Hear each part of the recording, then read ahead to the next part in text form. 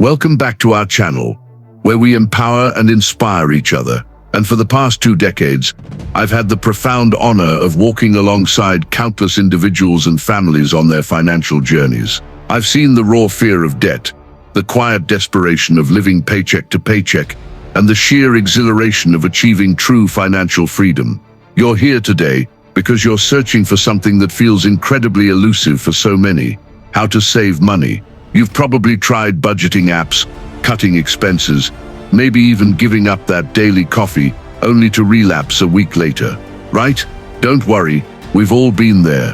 Have you ever felt like you're working so hard, but your savings account barely budges? That nagging guilt after an impulse buy, knowing you should have saved that money, that feeling of being stuck in a financial hamster wheel, running, but never quite getting ahead. I've seen those worries etched on so many faces.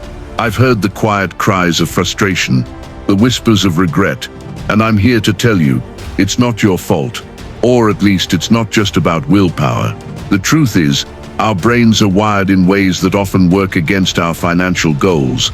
We're designed for instant gratification, for immediate rewards, for avoiding perceived pain, and saving money, traditionally, feels like pain. It feels like deprivation. But what if I told you there are powerful psychological tricks, simple shifts in how you think and act, that can transform saving from a dreaded chore into an effortless habit, even a source of joy? What if you could trick your brain into loving to save? Today, I'm going to share with you the 3 psychological tricks to help you save money. These aren't magic spells, but they're pretty close. They're based on decades of behavioral finance research and real-world application with my clients. And by the end of this video, you won't just know these tricks, you'll understand how to wield them to build the financial future you truly deserve. So take a deep breath, clear your mind. This conversation is about to change your relationship with money forever. Let's dive in. Trick number 1, the power of framing, making saving feel good. All right, let's kick things off with a concept that sounds simple but is incredibly profound: the power of framing. This trick is all about how you perceive saving. For most of us, saving money feels like deprivation. It feels like saying no to something fun today for some vague, distant benefit tomorrow. It's like a diet where you're constantly thinking about all the delicious foods you can't eat. Your brain, being the pleasure-seeking, pain-avoiding organ it is, naturally resists this. It sees saving as a loss. Think about the language we often use around saving: sacrificing, cutting back, tightening the belt. Even the classic advice, save for a rainy day, implies something negative, something you're dreading. Who wants to save for a rainy day? I want to save for a sunny day.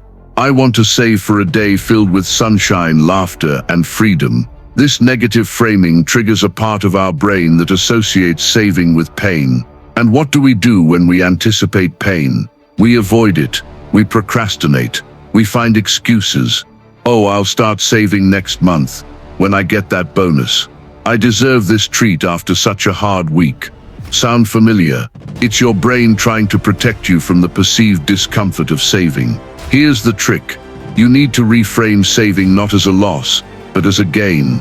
Not as deprivation, but as future spending, future freedom, and future joy. Instead of saying, I can't buy this new gadget because I need to save, try saying, I'm choosing not to buy this gadget today so I can buy my dream vacation next year. Or, I'm putting this money aside now so I can have the freedom to retire early and spend more time with my family later. I had a client named David. David was a successful professional, but he struggled immensely with saving. Every time he tried, he felt a deep sense of resentment. He'd say, "What's the point? I work hard, and I can't even enjoy my money." We sat down and I asked him, "David, what's your biggest dream? What would truly make you happy?" He paused, then his eyes lit up. "I want to take my wife and kids on a 3-month sabbatical to travel through Europe. We've always dreamed of it." I told him, "Great. Let's not call this your emergency fund or your retirement account. Let's call it your European adventure fund." We even found a picture of the Eiffel Tower and pasted it on his savings tracker. Every time he transferred money, he wasn't saving, he was funding his European adventure. He was buying a piece of that dream. Within a year, his savings skyrocketed. He wasn't depriving himself. He was investing in his future joy. He was literally putting money towards a tangible, exciting experience. He laughed and told me, "It's crazy how much easier it is when I'm not fighting myself." What is your European adventure? What is that vivid, positive future you're saving for? Is it a down payment on your first home, your child's education, the freedom to leave a job you hate? Giving your savings goals a positive emotional name and visualizing what that money will do for you changes everything. It turns a perceived loss into an exciting anticipation. It transforms a chore into a quest. Give your savings goals positive, vivid names. Instead of savings account, create separate accounts or virtual envelopes for Dream Home Fund, Freedom Fund, Kids College Adventure, Early Retirement Escape, or Passion Project Startup. Create vision boards or mental images. Regularly visualize what that money will enable. Look at pictures of your dream home, your vacation destination, or imagine the peace of mind of being debt-free. Focus on the benefit, not the act. When you choose to save, mentally affirm the positive outcome. I'm not buying this new shirt. I'm buying a piece of my future financial independence. This trick harnesses the power of positive reinforcement and turns your brain into your ally, not your adversary. Trick number 2, the automation advantage, removing willpower from the equation. Now let's talk about the second trick, which is perhaps the most powerful tool in your saving arsenal, the automation advantage. This trick is all about removing willpower from the equation entirely. Here's a secret. Willpower is like a muscle. It gets tired. Every day you make countless decisions that deplete your willpower. What to eat, what to wear, how to respond to that annoying email, whether to hit the snooze button. By the time you get to the end of the day, or even the end of the week, your willpower reserves are often completely drained. And when willpower is low, what do we crave? Instant gratification, easy choices. That's why you're more likely to order takeout when you're exhausted, or make an impulse purchase when you're feeling stressed. Relying on willpower to save money is a losing battle for most people. You'll intend to save, but life will happen, and that intention will evaporate. The trick is to make saving the default, to set it up once, and then let it run on autopilot, completely bypassing your exhausted willpower. This is where automation comes in. Imagine you want to eat healthier. You could rely on willpower every single time you see a donut. Or you could simply not buy donuts in the first place and fill your fridge with healthy snacks. Which approach do you think is more effective? I had a client, Sarah, a single mom working incredibly hard. She always intended to save, but by the time her paycheck hit her account, life would throw something at her. A school trip, a car repair, a sudden doctor's visit. Her savings goal kept getting pushed to next month. I convinced her to set up an automatic transfer of just $50 from her checking account to a separate savings account, scheduled for the day after her paycheck landed. She was skeptical. $50, that's nothing, and I don't know if I can even spare that. I told her, just try it for 3 months. See what happens. 3 months later she called me, laughing. It's like magic, she exclaimed. The money just appeared. I honestly didn't even notice it was gone from my checking account, but it's building up in my savings. That $50 a paycheck became $100, then $200, as her comfort level grew. She wasn't relying on willpower.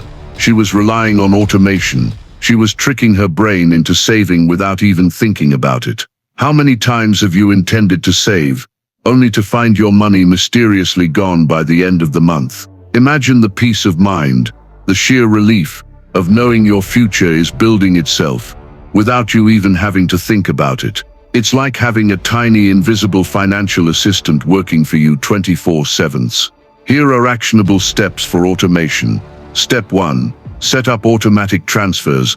On payday, have a fixed amount, Start small, even $25 or $50 automatically transferred from your checking account to a dedicated savings or investment account. Treat this transfer like a non-negotiable bill, the most important bill you pay each month, because it's a bill to your future self. Step 2. Automate bill payments.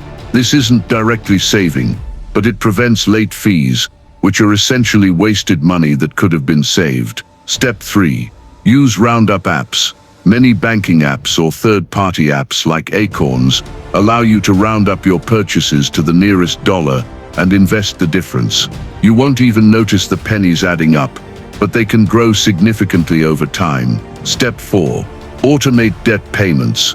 If you have high-interest debt, automate extra payments beyond the minimum. This saves you a tremendous amount in interest over time, freeing up more money for saving later. The beauty of automation is that it leverages our natural tendency towards inertia.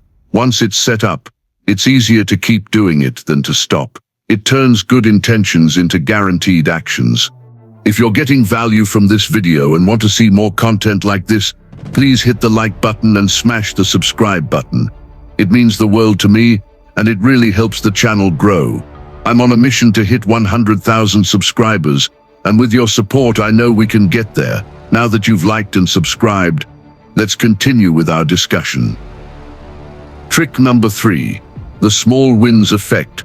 Building momentum and celebrating progress. This trick is about making the journey of saving feel rewarding and sustainable, especially when your goals feel huge and distant. Have you ever looked at a massive financial goal, say saving $50,000 for a down payment or paying off $30,000 in debt, and felt completely overwhelmed? So overwhelmed that you just didn't start. Or you started with a burst of enthusiasm, only to fizzle out when the progress felt too slow. Our brains are wired for immediate rewards. When a goal is too big and too far away, it feels abstract and unachievable. We don't get that dopamine hit, that feeling of accomplishment that keeps us motivated. It's like trying to lose 100 pounds and only celebrating when you hit your final goal. That's a long, unrewarding journey. Break down your large, daunting goals into smaller, manageable small wins. And then, crucially, to celebrate every single one of those small wins. This builds momentum, provides regular dopamine hits, and keeps you engaged in the process. I had a client named Lisa. Lisa had accumulated about $25,000 in student loan debt, and she felt completely crushed by it. She was making minimum payments, but the balance barely moved. She was demoralized. "It's impossible," she told me, tears in her eyes. "I'll be paying this off forever." We decided to break it down. Her first small win was paying off $1,000. Her second was $2,500. Her third was $5,000. For each milestone, we planned a small non-financial reward. For the first $1,000, she treated herself to a fancy coffee and a new book. For $2,500, she went for a hike in a beautiful national park she'd wanted to visit. For $5,000, she had a celebratory dinner at home with her best friend. Each time she hit a milestone, she felt a surge of accomplishment. She saw the number shrinking, and she felt empowered. That feeling of impossible slowly transformed into "I can do this." She wasn't just paying off debt. She was winning a series of small battles that were leading to a huge victory. She paid off her entire $25,000 debt in just under 2 years, far faster than she ever thought possible. Have you ever felt so overwhelmed by a financial goal that you just gave up before you even started? What if every small step you took filled you with a sense of accomplishment, propelling you forward? Imagine the feeling of pride as you tick off milestone after milestone, knowing you're building something incredible. Here are actionable steps for small wins. Step 1. Break down big goals. If your goal is to save $10,000, break it into $1,000 milestones. If it's to pay off $20,000 in debt, focus on paying off the first $2,000, then $5,000, and so on. Step 2. Create a visual tracker. Use a spreadsheet, a physical chart like a thermometer or a coloring sheet, or an app to visually track your progress. Seeing the numbers grow or the debt shrink is incredibly motivating. Step 3. Plan non-financial rewards.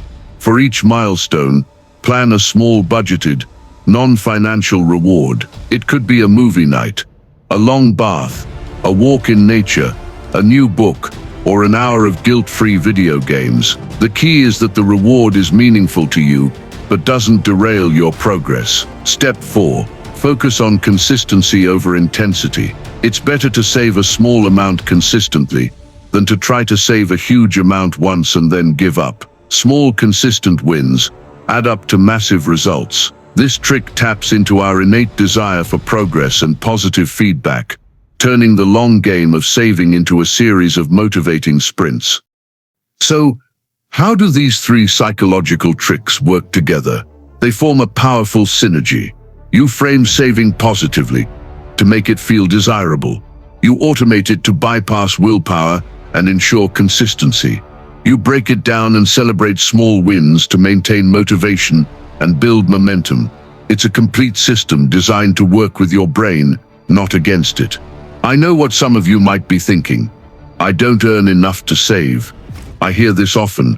And while increasing your income, law number 1 of financial prosperity, is crucial, even small amounts matter. Start with $10 or $20. The habit is more important than the amount initially. Remember Sarah, the single mom?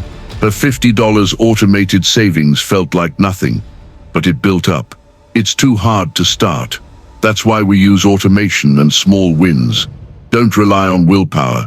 Set up that automatic transfer right now while you're feeling motivated, and just focus on the first $100. I'm too old/young. It's never too late to start. The power of compounding means every year counts, and it's never too early to instill these habits. Teach your children these tricks, and you'll give them a priceless head start. But I like my avocado toast. Yes, you can still have your avocado toast. This isn't about extreme deprivation. It's about intentional spending and intentional saving.